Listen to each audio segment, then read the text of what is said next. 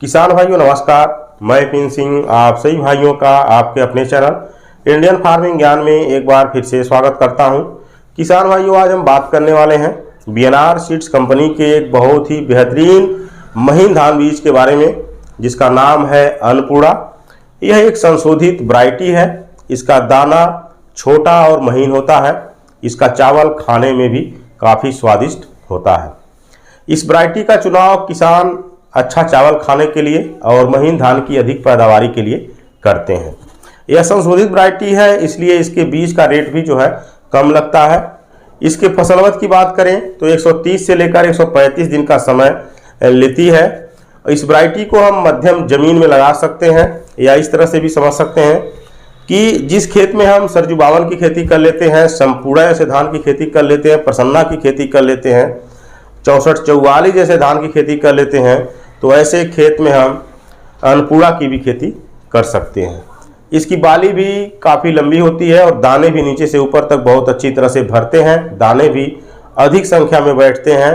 इसके पौधे की हाइट के बारे में बात करें तो लगभग 105 सेंटीमीटर तक इसके पौधे की हाइट होती है। इसका झंडा पत्ता काफ़ी चौड़ा और हरा होता है, जिसकी वजह से जब फसल पकाव की ओर अग्रसर होती है तो पौधे को ज़्यादा न्यूट्रिएंट्स मिलता है, क्योंकि झंडा पत्ता लास्ट में सबसे अधिक भोजन निर्माण का कार्य करता है। जिस धान के पौधे का झंडा पत्ता चौड़ा होता है तो उस पौधे की बालियां भी लंबी और अच्छी देखने को मिलती है। इसका झंडा पत्ता हरा और चौड़ा होता है।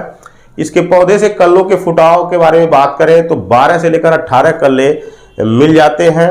इस वैरायटी में ज़्यादा फर्टिलाइजर भी देने की ज़रूरत नहीं पड़ती है। जैसे ही आप रोपाई कर देते हैं अपने खेत में तो इसकी फसल की अच्छी ग्रोथ देखने को मिलती है। इस वैरायटी को हम उन सभी क्षेत्रों में लगा सकते हैं जहां धान की खेती सफलतापूर्वक की जा सकती हो।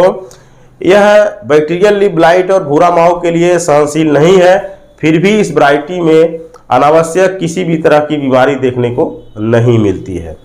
1 एकड़ खेत की रोपाई के लिए 7 से लेकर 9 किलोग्राम बीज नर्सरी तैयार करने के लिए लगता है।